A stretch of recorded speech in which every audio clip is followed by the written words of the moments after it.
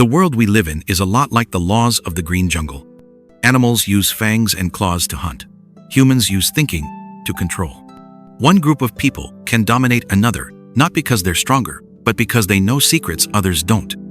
And the secret behind it all is the art of controlling human nature. What I'm about to share is not easy to digest. So, listen to the end if you truly want to grasp it. My warm greetings to you, my friends. Keep these words close. 5 strategies of power that, once mastered, can make others follow you willingly.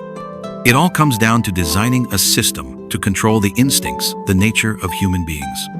Yes, human nature has a bright side, but it also has a dark side. There's a saying, no one betrays unless the price for betrayal is high enough. When the reward is large enough, the dark side of human nature will awaken. Never place blind trust in human nature. Only rules and systems can keep that darkness in check. Let me tell you a story. People say grave digging often takes 2 people.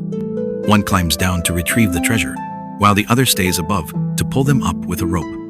But in the early days, something kept happening. The one holding the rope would see the treasure and betray the partner below, leaving them to die in the pit. So grave digging evolved into a father and son trade. Even then, there were cases where the son abandoned his father in the pit. Finally, a rule was made. The son would go down for the goods, and the father above would pull the rope. From then on, betrayal stopped. This was the original blueprint for building systems. Another example. 7 people once lived together, sharing a single pot of porridge every day. At first, they drew lots to decide who would divide the porridge. Each person got to be the divider only once a week. On the day it was their turn, they would eat the most. And on all other days, they went hungry. Soon, they decided to choose one highly moral person to divide the porridge for everyone. But what happened? People began bribing and flattering this person, and the whole group slowly became corrupt. In the end, they discovered a better way. The divider would serve everyone first, and only take the last bowl for themselves. With this method, the divider had every reason to divide the porridge fairly. And that, my friends, is the essence of leadership and control. Never rely solely on goodwill. Build a system that aligns self-interest with fairness, and you can guide human nature itself. At least with this new porridge rule, the divider always tried to share fairly. Everyone was happy, harmonious, and life kept getting better. Same 7 people, but with different rules. The style of the group changed completely. That difference came from understanding human nature. Every system must be built on the recognition of the darker side of human nature. And so every great leader is, without question, someone who understands it deeply. We often see people who are exceptionally polite, who value teamwork, who seem selfless. Never assume they were simply born with these fine qualities. And don't believe it's all the result of good education either. Take the Germans, for example. They have a wonderful habit. When someone walks through a door first, they hold it open for the next person. Some say Germans are just born with high moral character. But the truth is, not exactly. The real reason is that, after the founding of the Federal Republic of Germany, the government created a set of clear rules. For instance, if you injure someone by accident when closing a door, you must compensate them unconditionally and help them get treatment. The rules were detailed, practical, and easy to enforce. The same applied to obeying traffic laws, queuing in order, and so on. Over time, these behaviors became habits.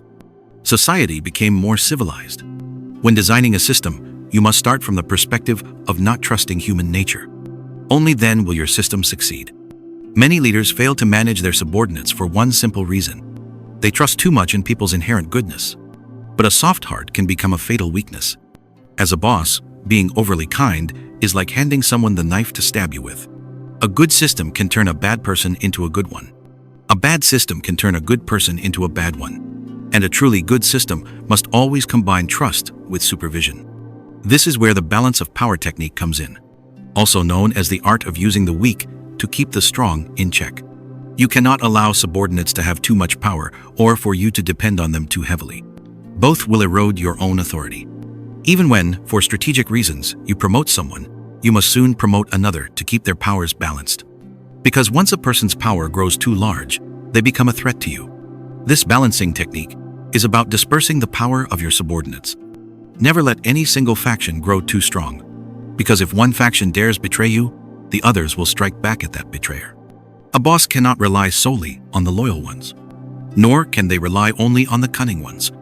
When the loyal grow too powerful, you must use the cunning. When the cunning grow too powerful, you must use the loyal. This is the art of balancing the loyal and the capable. When I first read history, I couldn't understand why emperors would turn cold toward their most loyal subjects, yet employ cunning, even devious people. Later I realized, when the loyal become too strong, they are no less of a threat to the emperor than the cunning ones. The emperor's purpose in using the cunning was to control the loyal. An outstanding boss constantly keeps these forces in balance. The more they fight each other, the safer the boss's power. If they stop fighting each other, they'll turn and fight you.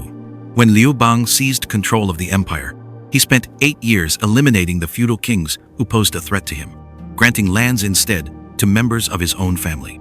But history has shown, granting titles to relatives is no more reliable than granting them to outsiders. A king from another family might only want to break away, but a king from your own family? If they harbor ambition, it's not for independence, it's for your throne. With his sharp political instincts, Liu Bang must have understood this truth. He did not kill off all his founding generals. Most of those who were not given the title of king, he kept alive. Partly because Liu Bang kept those key ministers alive for 2 main reasons.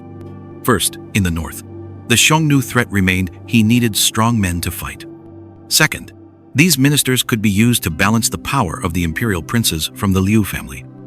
The princes could counterbalance the ministers. The ministers could counterbalance the princes. And Liu Bang could rise above both sides, controlling everything from the center. Sure enough, after Liu Bang's death, the princes of the Liu family began to stir up trouble. The ministers he had kept immediately sprang into action and quickly crushed the unrest. In our training sessions across the country, we've seen this pattern often. Many bosses are threatened daily by one overly powerful faction, usually the cunning and ambitious type. If a boss masters the art of balancing forces, managing a team becomes a light, effortless task, and the safety of their power is secured. For a boss, power is life. In every decision, the safety of that power must come first. We must be especially wary of executives who hold significant power. The standard for caution is not whether they are competent, respected, or even good people. The only standard is, do they have the ability to rebel? Because once someone can rebel, the desire to do so can follow. It's not that the thought comes first. It's the capability that gives birth to the thought. Why did Emperor Kangxi of the Qing dynasty have to remove both Oboi and Wu Songui? At that time, Oboi and Wu Songui looked down on Kangxi in some ways, but they dared not even think of rebellion. Why? Because in ancient China, the ability to govern well wasn't the most important factor in becoming emperor. Legitimacy was everything. As long as you were a descendant of the royal family, even if you were just an 8-year-old child. If you are of royal blood, everyone will rally behind you. But if you try to become emperor without a clear and legitimate lineage, all the powers will unite to see you as a traitor and crush you. That is why Oboi and Wu Songui did not dare to rebel easily, and why Kangxi removed them for one simple reason: because they already had the ability to rebel. Even if it meant mutual destruction, they had to be eliminated. Dealing with such people requires extreme cleverness in matters of power. You cannot simply use your authority head-on. You must employ subtle, hidden maneuvers to remove them smoothly. If you follow standard procedures, you give them time to prepare. And someone with the ability to rebel, too, also has the ability to cause massive damage, possibly striking you before you can strike them. First, you must isolate them. Like boiling a frog in warm water, move them away from key positions. Cut down their authority. Strip away their support from those around them. Then, set traps in the form of assignments. Force them into situations where they lose the ability to resist. Only then can the removal of a powerful but disobedient executive be truly effective. If you act too openly and follow the rules too rigidly, you will not get a good outcome. In the Western Han Dynasty, the power of the feudal princes grew so great that it threatened the emperor himself, Emperor Jing of Han. At that time, a man named Chao Kuo directly advised Emperor Jing to weaken the power of the vassal lords and abolish the feudal states. But this proposal triggered the rebellion of the 7 states, nearly costing Emperor Jing his throne. With no other option, Emperor Jing executed Chao Kuo, to prove to the princes that Emperor Jing of Han claimed to the 7 states that the move to weaken the vassal lords was not his own idea, but the mistaken advice of Cao Kuo. Cao Kuo was truly pitiful. He became the scapegoat. Faced with the same situation, Emperor Wu of Han Jing's son adopted a far more clever strategy, known as the Tui En Ling, or order to share grace. What did this mean? The princes of the 7 kingdoms had become like kings of their own nations. Their power was vast enough to mobilize their entire territories against the emperor. Emperor Wu devised a plan to divide the power of the princes. He ordered that the relatives of each prince be appointed as officials. The prince's elder brother would become a mayor, his younger brother a county magistrate, his nephew a town chief, his uncle a village head. With the prince's power dispersed among his relatives, each with their own official position, their loyalty shifted. They would think of their own interests first and would no longer blindly follow the prince in everything. They had to weigh personal gain and loss. And so, the princes found it far more difficult to rally these relatives to attack the emperor. This was the genius of the Tui En Ling. It appeared to share grace, but in reality, it reduced the power of the vassals. Now, in the business world, a company is like a kingdom. The boss is the king. The senior managers are the officials. The employees are the common people. Therefore, the art of managing people as a boss could rightfully be called the art of kingship. First, we must make one thing clear.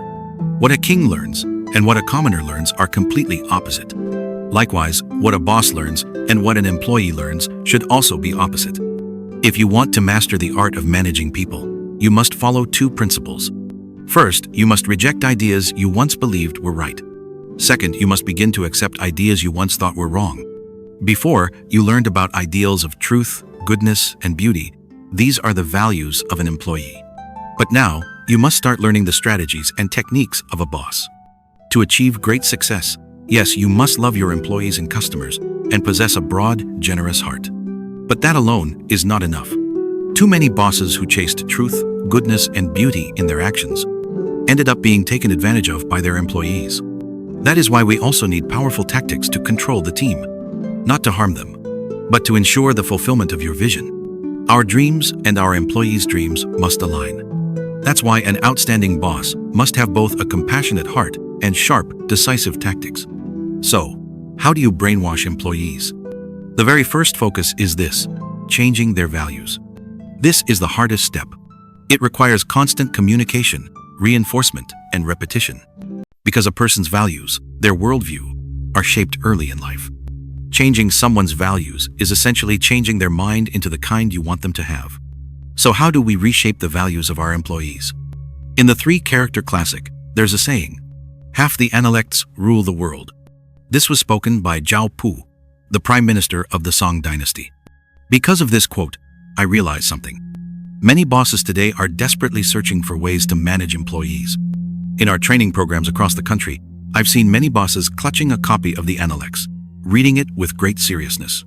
They believe that by understanding the Analects deeply, they'll be able to manage their people. Honestly, it makes my mouth twitch into a crooked smile. The saying, "Half the Analects rule the world," is true. But that book is not for you to read to manage employees. The Analects was written by Confucius for emperors, a tool to brainwash the common people, using the 3 bonds and 5 constants: benevolence, propriety, righteousness, wisdom, and trust, to bind their thinking, to make them abandon independent thought, and to give up the capacity for resistance. Once you've educated people into docile sheep, they're naturally easier to manage. That's why the Analects is for employees to read. But if a boss spends every day hugging the Analects, they're just brainwashing themselves, turning themselves into someone useless. If your company doesn't collapse under that leadership, it would be almost an insult to the effort you put into studying the Analects. If you want your employees to have positive energy, have them read the Book of Changes daily. When I was an employee, I tried it myself. Reading it once a day left me in a great mood. If you want them to strive and work hard, you can show them inspiring films, motivational speeches, or stories of successful people with disabilities.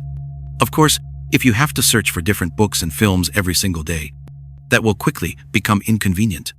That's why you should combine all of these brainwashing tools into one unified corporate culture. That way, the process becomes easier and far more effective. In short, if you want your employees to become a certain kind of person, all you really need to do is have them read these ideas every single day. And here's something important you must remember. Let employees read on their own. Don't stand there day after day, holding a book, lecturing at them. That's useless. Think back to when we were kids in school. The teacher would write one word on the board, say, the word pig. Then he'd have us repeat it, again and again. And when school was over, he'd assign us to write it down 10 more times at home. And you know what?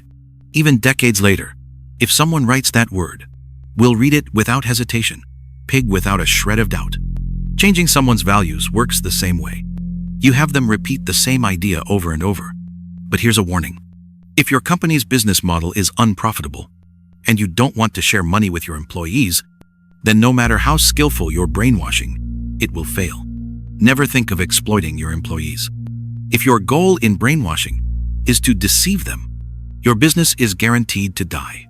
The point of brainwashing is to build a stronger, more battle-ready team to help the company fulfill the shared dream of wealth between the boss and the employees. Now, the second key to brainwashing is changing the environment. You've heard the saying, build the nest and the phoenix will come. A human being's basic needs boil down to just two things: spiritual happiness and physical comfort. Through our training with many bosses, we've noticed a common trait among well-performing businesses. Beyond simply making sure their employees' income is higher than the industry average, these bosses also invest heavily in their employees' quality of life. They feed them well, house them well, sometimes even provide all the daily living necessities in advance. Soft background music fades in. I'm sure many of you have heard of Haier Group. Its boss, Zhang Ruimin, has given employees some of the best living benefits in all of China. In fact, Haier employees often eat and live better than their own boss. Many outsiders think this is just because Zhang Ruimin is kind to his workers. But the truth is different. He gives them the best living conditions so their bodies get used to that comfort. And once they're used to it, if they ever leave that environment, they'll never feel quite at home anywhere else. And that's why you can now understand why employees at Haidilao are almost impossible to poach. We all know, when a person goes from poor to rich, it's fairly easy to adapt. But when they go from rich back to poor, they can't adapt at all. There's a saying, if you want to destroy someone, keep them in their comfort zone. If they stay there long enough, they'll simply never be able to leave it again. Now, let's talk about 4 ancient psychological conquest techniques. Long ago, there was a very powerful method to control the human mind. It was called the art of capturing the heart. Here's how it works. Say you go to a friend's house. If your friend asks, "Do you want something to drink?" Most people would say, "No thanks." But if your friend says instead, "I have coffee and green tea. Which one would you like?" Suddenly, surveys show most people will pick either coffee or green tea. You didn't want to drink anything at first. So why did the second way of asking make you unconsciously choose? That's the core of this method. Force the other person to act within your frame, and then you achieve your goal. The human subconscious often reacts automatically. For example, you're walking down the street, and someone says, "Help me take a photo, please, thank you." In most cases, you'll take the camera and snap the picture, without even knowing why you agreed. Almost no one refuses. Some men use the same idea when pursuing a woman. If you ask, "Will you be my girlfriend?" the chance of rejection is high. But if you don't ask directly, and instead create a moment, say you're singing karaoke or watching a movie, and you suddenly hold her hand and don't let go, your chances of success shoot up. Because at that moment, she's in an automatic reaction mode. Here's another one. On a street, there are 2 noodle restaurants. At restaurant A, when customers order, the waiter asks, "Would you like to add an egg?" Many customers say, "Number." At restaurant B, when customers order, the waiter asks, "With this noodle dish, would you like to add 1 egg or 2? Most customers reply, "Just 1 is fine." 2 salespeople, same product. When the customer says, "This is too expensive," salesperson A replies, It's not expensive. Our quality is excellent. It costs more because it's worth it. The customer walks away. But salesperson B, when hearing, "It's too expensive," says, "You wish our product were cheaper, right? Well, how about I add in a few free gifts?" The customer hesitates and says, "Oh, okay." Then the salesperson adds, "In fact, I can also get you a discount and give you a full gift set. Just wait a moment." And somehow, the customer buys the product. The essence of the art of capturing the heart is breaking the other person's fixed way of thinking, pushing them into a blank mind state, a low energy point, and in that moment, they become open to your lead. Now, let's talk about maintaining mystery. In 1932, the former French President Édouard Herriot once said, "There is no prestige without mystery, for familiarity breeds contempt. Only when one hides away like a sacred statue, deep within a temple, can one radiate true majesty. Whether you're planning, thinking, or acting, you must make it hard for others to predict you." Herriot also once said, "I am a lonely man, and I love that loneliness." Let's go back about 3,000 years.